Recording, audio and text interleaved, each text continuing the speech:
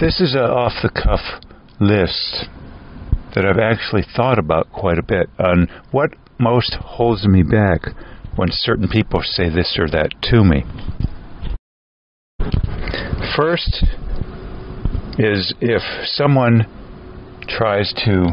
make you feel guilty.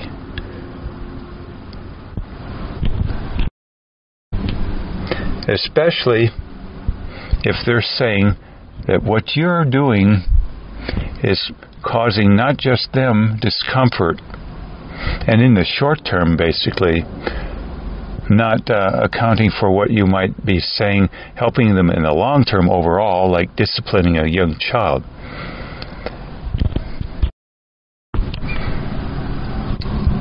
But they're also implying that the pain they have in association with you, whether short-term or long-term, is something experienced by everybody, when in fact, that never is the case, almost. And in fact, even, there's the matter of silver linings, such that Dr. Beck, for instance,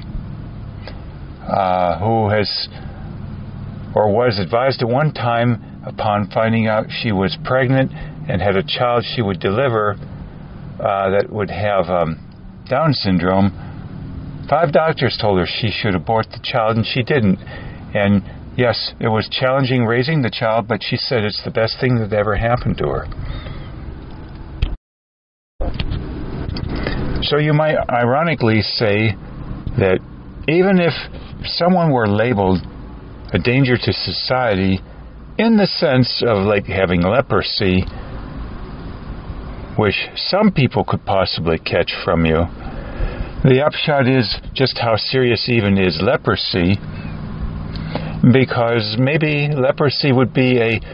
thorn in the side or anything else that prompts you to grow when you wouldn't have before. Hence, my physician, who works for heads up an integrative medicine clinic, has said with Jack Canfield on TV that his experience as a top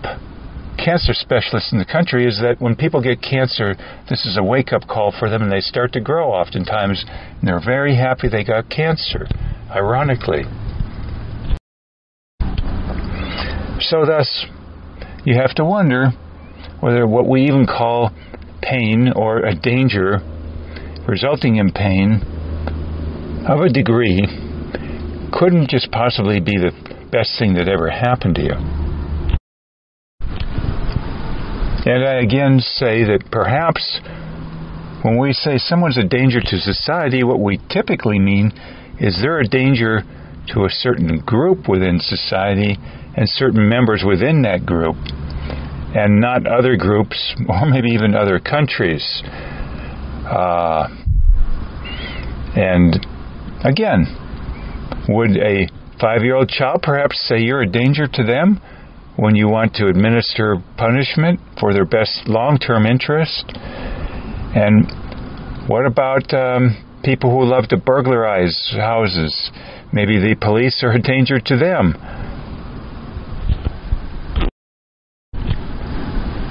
But that, of course, would be ludicrous to assume that just because a burglar claims that the police are a danger to them, are in turn a danger to everybody throughout the whole world, or even within their country. And of course, there are many who would say you're a danger to society when you're simply a danger to them or parts of their group because their goals aren't feasible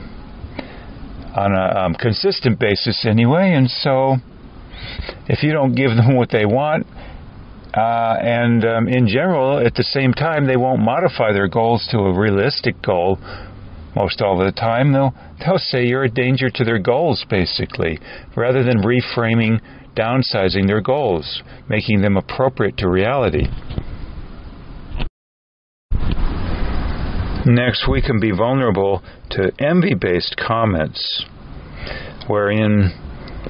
somebody might say something to us and they're quite bitter because we have something that they don't, and they're quite stuck, and we're less stuck, if not stuck at all, comparatively speaking. So we might get comments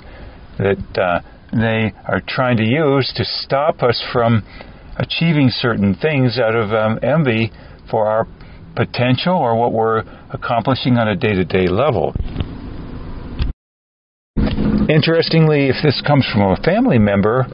or more than one family member, they may simply claim that they're looking out for your best interest or just trying to help with helpful advice based on their past experiences and thinking in life.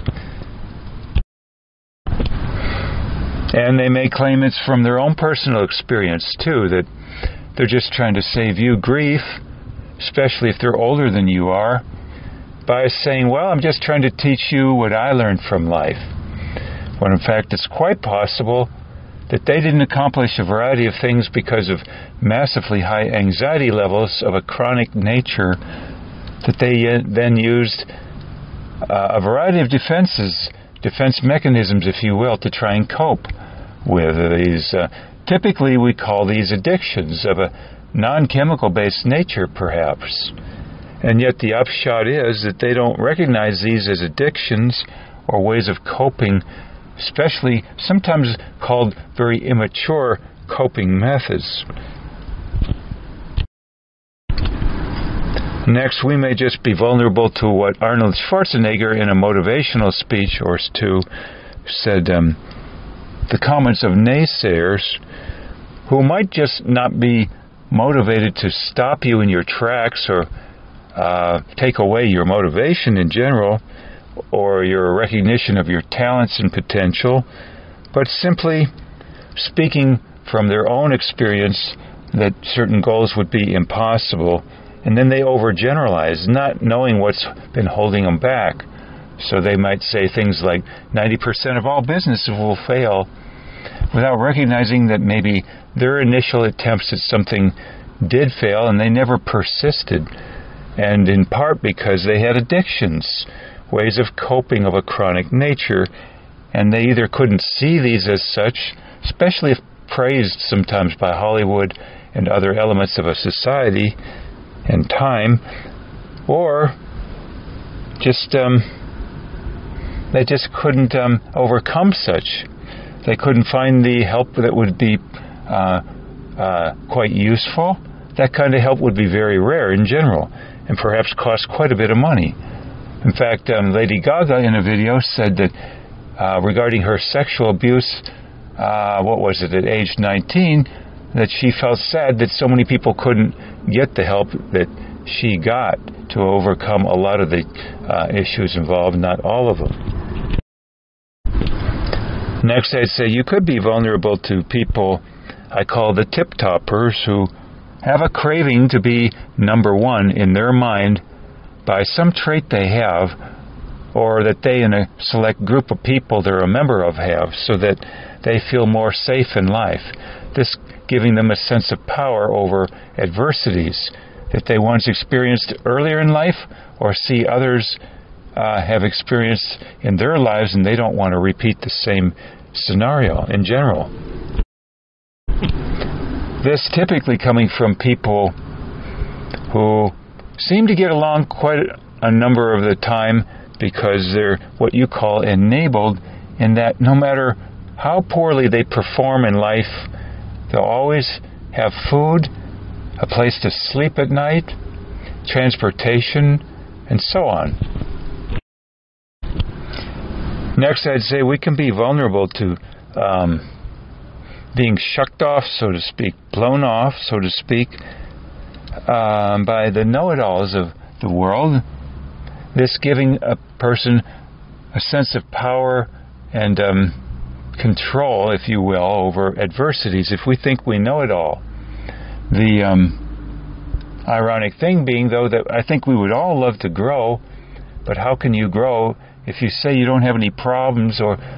you alternatively say that you know it all, and so no one else can provide anything more than you already know.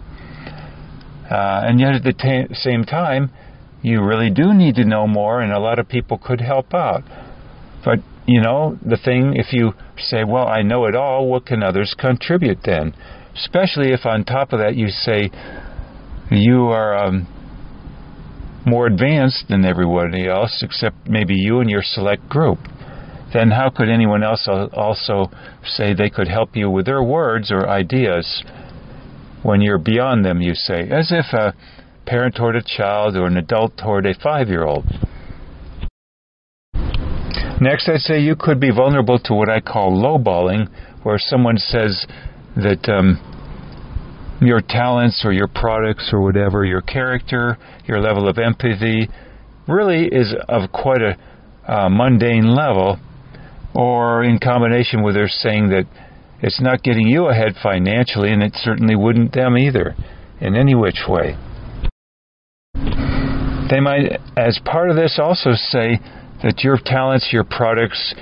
your anything is of low worth to all people, when in fact maybe it's just of low value, or shall we say implementability, because their anxieties are so through the roof compared to many, and the ways of coping then with strong addictions, or call it strong defense mechanisms, or immature defenses as some used to call it, are so strong that nothing can help them except a major tranquilizer or other way of big-time coping, like strong adherence to lots of violence in their life, to bleed off their frustrations galore, or maybe they're holding on to chronic anger of a significant degree called frozen rage. Next, I'd say one could be vulnerable to scapegoaters of one's past, who, if you're now growing lickety-split by changing your mind thinking, reframing things, and even your words you use, and your self-image, everything, a former scapegoater will not be very happy when you break free of that, and especially if you see what had gone on your whole life. And now the table is essentially being turned. They're going to try and return things to the status quo, where once again you're being scapegoated. They may even say that you need the addictions you once had. If they were chemical-based, they may say, well, you could use a little bit of that again in your life. You need meds even. Next, you may be vulnerable to anyone saying anything that would kick up any items you tend to catastrophize in life. Hence the news phrase, if it bleeds, it reads, and various words in our vocabulary, and often used by the media, in my opinion, which stir up the possible thought of a catastrophe, which isn't really a catastrophe. For some would say even death is not a catastrophe, and that simply speaking about it in the wrong terms generates excessive stress and concern about it, and a catastrophizing effect in general. Finally, I'd say many of us, if not most of us, are often vulnerable to anyone, including media, Hollywood, what have you, political leaders sometimes too, and even religious leaders, who say that certain addictions, or as I call them, chronic use of certain defense mechanisms, are in fact virtues.